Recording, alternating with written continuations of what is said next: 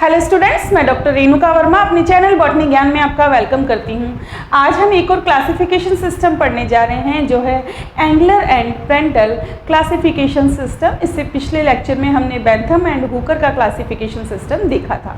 तो ये जो क्लासिफिकेशन सिस्टम है ये पहला फाइलोजेनेटिक यानी कि जाति वृत्तीय क्लासिफिकेशन सिस्टम है और इसको भी एक एडवांस क्लासिफिकेशन सिस्टम माना जाता है। तो ये जो सिस्टम है ये आपके बीएससी, एमएससी और आरपीएससी असिस्टेंट प्रोफेसर बॉटनी के पेपर फर्स्ट की यूनिट 6 का भी एक टॉपिक है। तो आज का टॉपिक स्टार्ट करने से पहले अगर आप मेरे चैनल पर नए हैं तो प्लीज़ मेरे चैनल को सब्सक्राइब कर दीजिए और बेल बटन दबाकर नोटिफिकेशन स्टार्ट करना ना भूलें। और अगर आपको लगता है कि मेरे वीडियोज़ आपके लिए हेल्पफुल हैं और औरों के लिए भी हेल्पफुल हो सकते हैं तो इन्हें लाइक एंड शेयर जरूर करें। तो स्टार्ट करते हैं आज का topic Engler and Prantl classification system. जैसा कि मैंने आपको बताया कि ये क्लासिफिकेशन सिस्टम जो है पहला फाइलोजेनेटिक क्लासिफिकेशन सिस्टम है। प्रेंटल जो है इन्होंने पूरे के पूरे प्लांट किंगडम को एक साथ क्लासिफाई किया है। इसे एडोल्फ एंगलर और कार्ल ए प्रेंटल ने प्रपोज किया था। ये जो क्लासिफिकेशन सिस्टम है ये एक मॉन्यूमेंटल वर्क डाई नेचर लाइकेन फ्लेंजी फैमिलियन इन 23rd वॉल्यूम, इसके 23rd वॉल्यूम के अंदर जो है ये पब्लिश हुआ था। इसे पहला फाइलोजेनेटिक सिस्टम ऑफ क्लासिफिकेशन माना जाता है। यहाँ पर फैमिलीज को इस तरीके से अरेंज किया है कि उसमें कॉम्प्लेक्सिटी जो है वो शो होती है।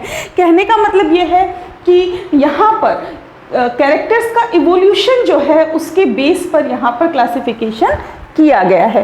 इस क्लासिफिकेशन सिस्टम के अंदर पूरे प्लांट किंगडम को 13 ग्रुप्स यानी कि डिवीज़न के अंदर डिवाइड किया है, जिसमें से जो फर्स्ट 11 डिवीज़न है उसमें इन्होंने थैलोफाइट्स को रखा है और जो 12th डिवीज़न है उसमें इन्होंने एम्ब्रियोफाइटा और साइफोनोगेमा को रखा है, जिसके अंदर ब्रायोफाइट एंड टेरिडोफाइट आते हैं। जो लास्ट डिवीज़न है 13th जो डिवीज़न है उसमें इन्होंने एम्ब्रियोफाइटा साइफोनोगेमा को रखा है जो कि एंजियोस्पर्म और जिम्नोस्पर्म को कवर करता है। ठीक है, अब एंजियोस्पर्म जो है वो फर्दर क्लासेस के अंदर डिवाइडेड हुए हैं मोनोकोटिलिडनली एंड डाइकोटिलिडनली, जो इनके कोटिलिडन्स के नंबर पर बेस्ड है। मोनोकोटिलिडनली जो है जो वो बाद में वापस से 11 ऑर्डर एंड 45 फैमिलीज के अंदर डिवाइडेड है और यहाँ पर फैमिली जो है वो पेंडेनेसी से स्टार्ट होती है जबकि ऑर्किडेसी पर ख़त्म होती है। कहने का मतलब जो पेंडेनेसी है वो एक प्रिमिटिव फैमिली है जबकि ऑर्किडेसी जो है वो एडवांस फैमिली है according to angler and Prantl. जबकि डाइकोटिलिडनी जो है वो जो है इसमें फैमिली जो है कैजुरेनेसी से स्टार्ट होती है और कंपोजिटी पर ख़त्म होती है, यानी कि इनके अनुसार कंपोजिटी जो है एक एडवांस फैमिली है।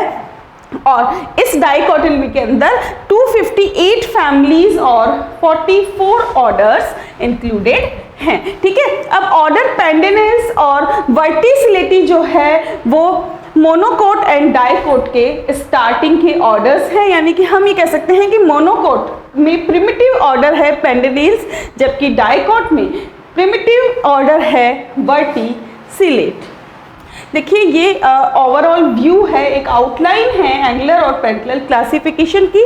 According to this plant kingdom is divided into three parts. 13 divisions में जो डिवाइड किया गया है 1 to 11 division Thallophyta, 12th Embryophyta और साइफोनोगेमा, अगेन सब divided in bryophyta and pteridophyta.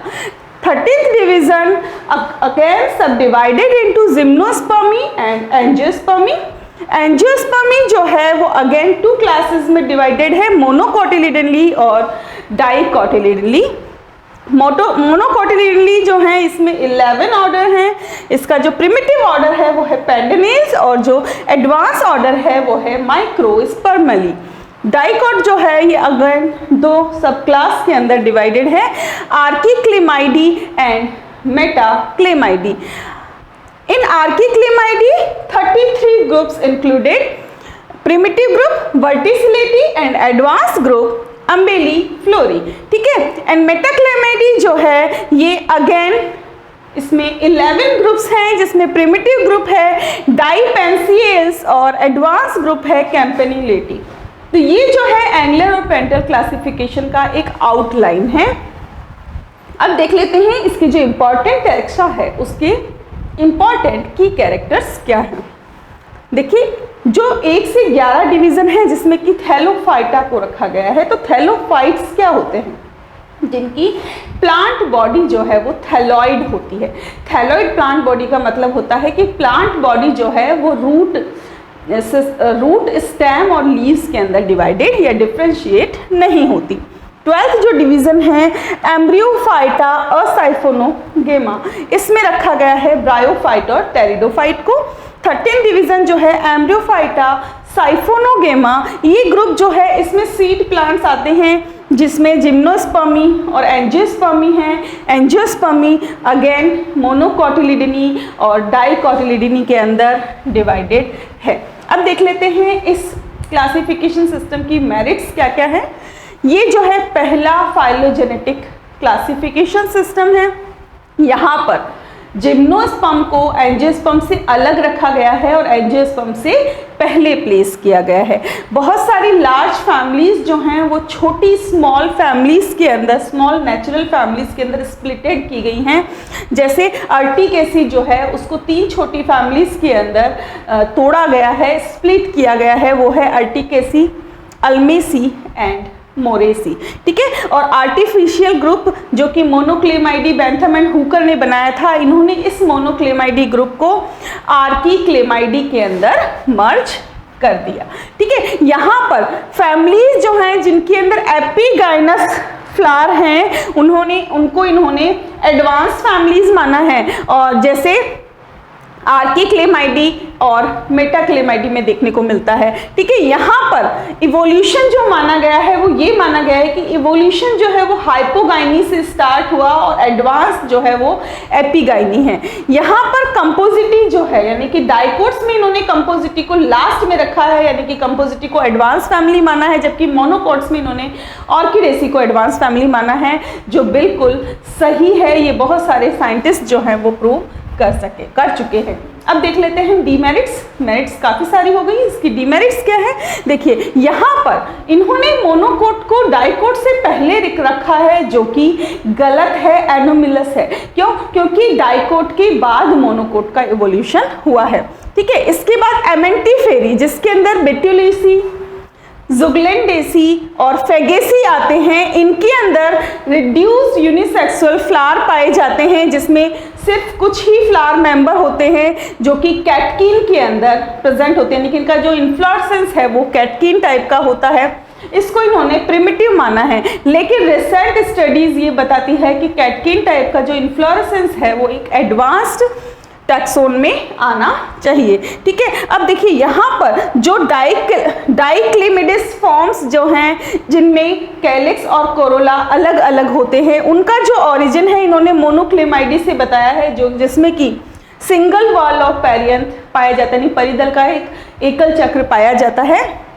ये बहुत सारी मेजोरिटी के द्वारा सपोर्ट नहीं किया गया। मेजोरिटी ये कहती है कि मोनोक्लेमाइडी जो हैं उनको वो डाइक्लेमाइडी से डेवलप हुई है, ना कि डाइक्लेमाइडी जो है वो मोनोक्लेमाइडी से इवॉल्व हुई है। ठीक है, अब देखिए पॉलीफाइटिक ओरिजिन ऑफ एंजियोस्पर्म। एंजियोस्पर्म जो हैं उनका जो पॉलीफाइटिक ओरिजिन है उसको भी माना नहीं गया है, उसको वैलिड नहीं माना गया है, क्योंकि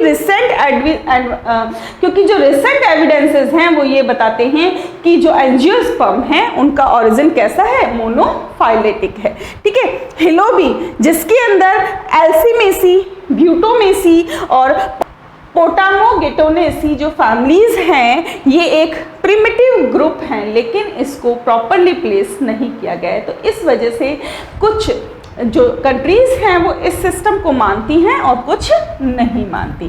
तो ये था हमारा आज का क्लासिफिकेशन सिस्टम, जो बेस था फाइलोजेनी यानी कि जातिवृत्त पर और जो कैरेक्टर्स है उनकी कॉम्प्लेक्सिटी पर। आई होप ये आपको क्लियर हो गया होगा। मिलते हैं नेक्स्ट लेक्चर में एक और क्लासिफिकेशन सिस्टम के साथ, तब तक बने रहिए हमारे साथ। Thanks for watching and stay tuned to botany Gyan for more informative videos. Thank you.